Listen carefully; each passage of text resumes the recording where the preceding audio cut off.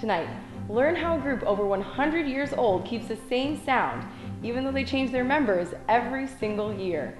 Plus, we sat down with the head of NASA to talk about man's future on Mars, the U.S.-Russian space relationship, and whether Pluto should be a planet. Stay tuned for these stories and more, because it's your Yale, your week, and your news.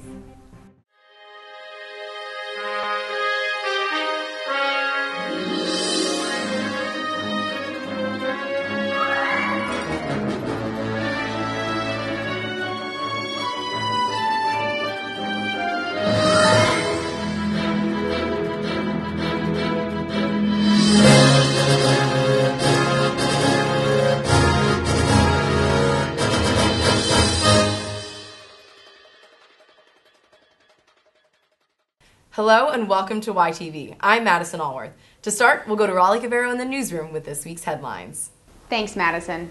Tuesday, campus learned that a major controversy has drawn to a close. Bruce Shipman announced his resignation from his post as the priest in charge of the Episcopal Church at Yale. 2 weeks ago, Shipman provoked controversy when he said Israel's recent actions caused European anti-Semitism. In response to widespread criticism, he later clarified that events in Israel and Palestine were correlated with increased anti-Semitic violence. Shipman officially resigned last Thursday. Members of the church's board of governors say his resignation was unrelated to the controversy. Rather, they say it was due to conflicts between the reverend and the board. And Shipman is not the only figure making waves on Yale's campus. Ayaan Hirsi Ali, a Somali-born American activist, has been invited to speak here Monday, and 35 different campus groups have signed a letter in protest. She is known for her women's rights advocacy and her critical remarks about Islam and female genital mutilation. The Muslim Students Association drafted the letter of concern, but the Buckley program, who will bring Ali to campus, says her continued invitation is protected by free speech. And as of this week, Cross Campus is now hosting a cross-disciplinary exhibit, blending art and dance. It's called Slow Dancing, and each night from now until September 16th, 52 slow-motion films of dancers will play on Cross Campus. The show will take place from 8 to 11 p.m. The artist David Michalek created these films, and Yale's Institute of Sacred Music sponsored the exhibit. And finally, Yale was once again ranked the number 3 university in the United States by the U.S. News & World Report. Princeton also kept its spot at number 1 for the 14th time in 17 years. Critics say that these rankings emphasize standardized test scores and yield rates far too much, ignoring diversity. But U.S. News & World Report's prestige keeps universities factoring its rankings into their daily lives. It should be noted that Jeremiah Quinlan of Yale Admissions says that this is not the case here on our campus. That's it for this week's headlines. Back to you in the studio. Thanks, Raleigh. The Yale Whiffenpoofs have been around for over a century, making them one of the longest-running singing groups in history. Their other claim to fame? The group changes every single year. How does this affect the group and their sound? Lily Rivkin finds out. In 1907, the world's first a cappella group consisted of 5 people. Now, the Yale Whiffenpoofs have 14 seniors from all over campus to sing with the elite group. I was in the Dukes Men of Yale. I was in the Yale Alley Cats. The boys are active members of the Whists during their 4th year at Yale and sing with the group for just that year. Leading up to that point, each undergrad a cappella trains them how to sing and also how to sing together. Regardless of what group you're in, you really get tuned into, horrible pun, you get tuned into just the sound of a good blend in an a cappella group. We have a lot of exercises that deal with like blending and interval training sort of stuff that we didn't work on as much before. Over the course of this year, the new Whiff class will travel the entire globe. Many of the countries and places they visit are traditional Whiff spots. And even though some locations don't change, the group is always changing. The sound did change, and I think that was attributable to the pitch pipe our year. The pitch pipe was a Whiffenpoof named Brett Lansdale. And I think that even though we all came from different groups, one of the things we all learned in our underclassmen groups was how to blend, how to sing together, how to practice good musicianship and listening to each other. So I think that just being in Yale a cappella in general really prepared us to be in good groups.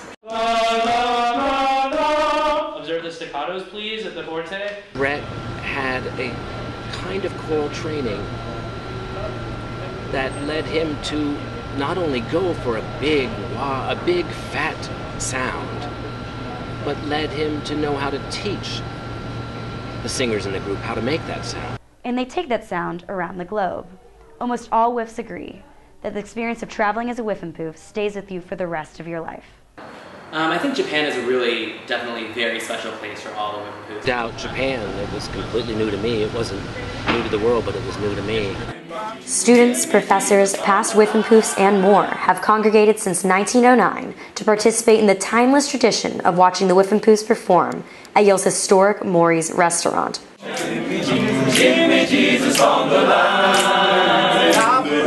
The Whiff's next performance at Maury's will be on September 27th. From YTV, this has been Lily Rivkin. The Whiffenpoofs were founded in 1907 and embark on this year's nationwide tour in October. And this semester marks 2 years since Yale's biology departments instituted the year-long IntroBio sequence. It aims to create a common foundation for undergrads. The introductory sequence has 4 half-semester modules covering 4 areas of the biological sciences. So we took a look at how this change has affected students taking science courses and the biology departments as a whole.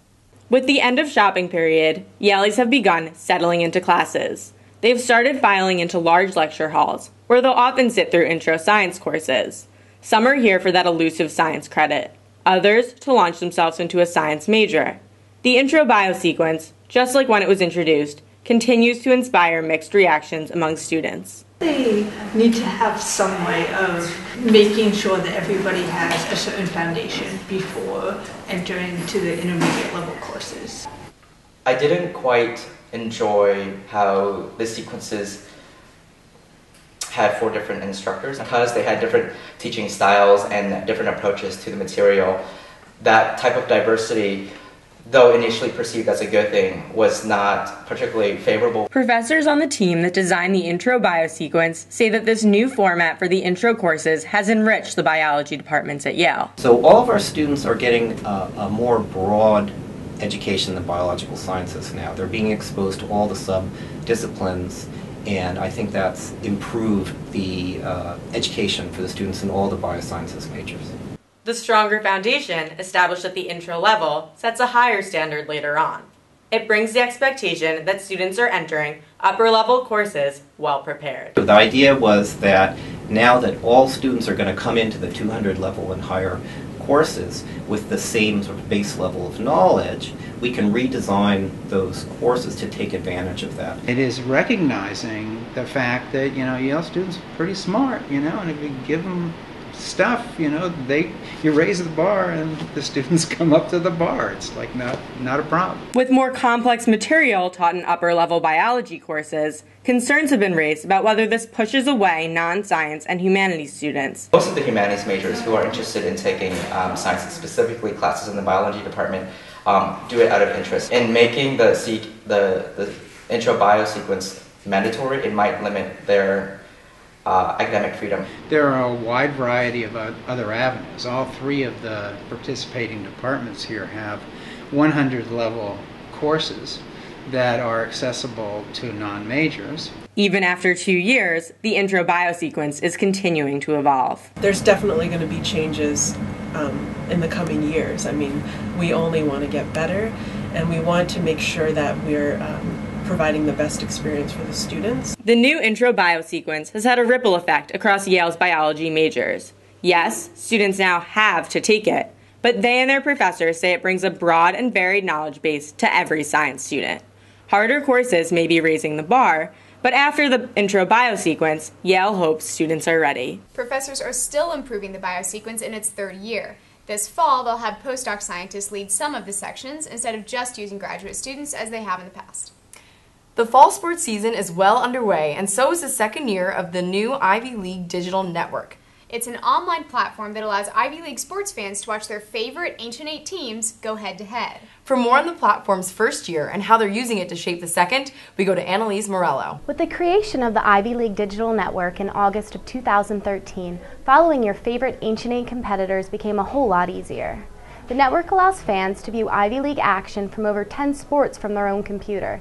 The network hosts individual channels for each school, as well as a single channel controlled by the league. And you can choose to be a subscriber to Yale, or you could choose to get the Ivy League package for a nominal amount more, and then you get access to all the channels, all the games, all the time. And the results of these improvements?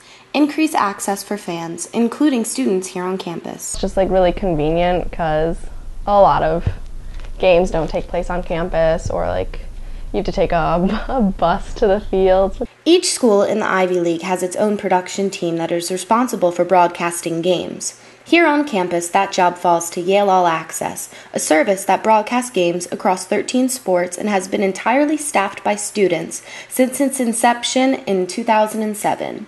Joining the digital network required working with a partner called New Lion, a change that presented All Access with some challenges. So we got a lot of kinks out of the way, especially at the start of last year, and now heading into year 2, we definitely feel we're way ahead of the curve. As year 2 begins, those participating in the productions here on campus, along with the Ivy League itself, are pleased with the results from the network's first year.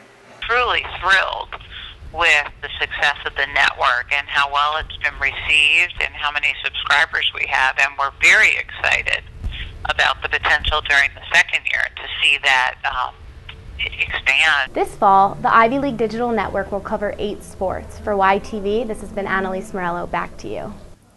This weekend, the women's soccer team will have games airing on the Ivy League Digital Network on Friday night at 7:30 and Sunday night at 7. So you can see those there.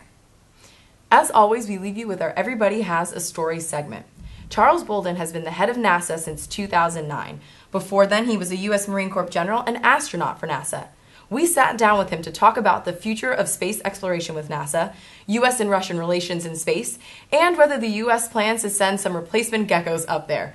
Here are a few highlights from that interview.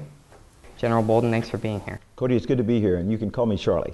Charlie, all right. It's much easier. All right, sounds good. Well, since the cancellation of the shuttle program, we've been hitching rides to space with Russia, paying them several millions of dollars per astronaut.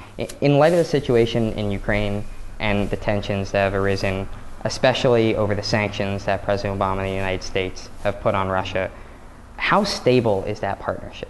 The partnership itself is relatively stable. I won't say very stable. And what I would ask people to understand is there is a political and diplomatic relationship between Russia and the United States. Then there is a scientific and exploration relationship between Roscosmos and NASA as two vehicles of those two governments. Because we're about people, we're a people organization, as is Roscosmos for the most part. We have friendships that have been built over decades.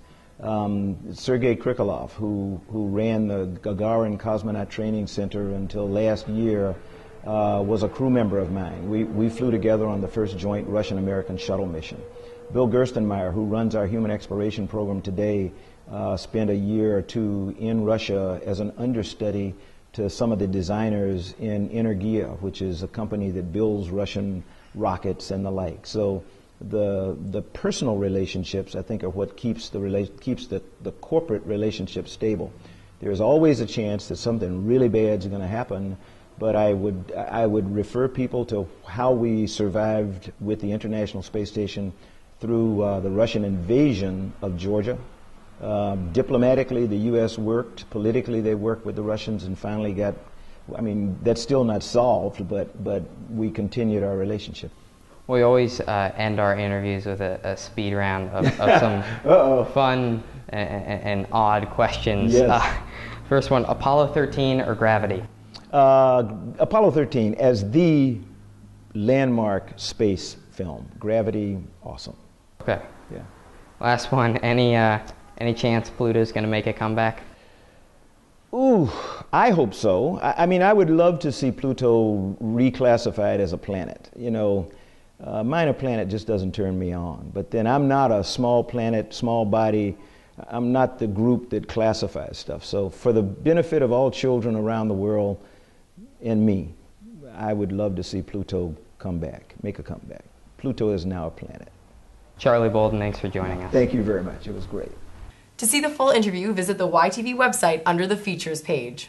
That's it for us tonight. We'll see you on Sunday night for the Yale Daily Minute. Thanks for watching. It's your Yale, your week, and your news.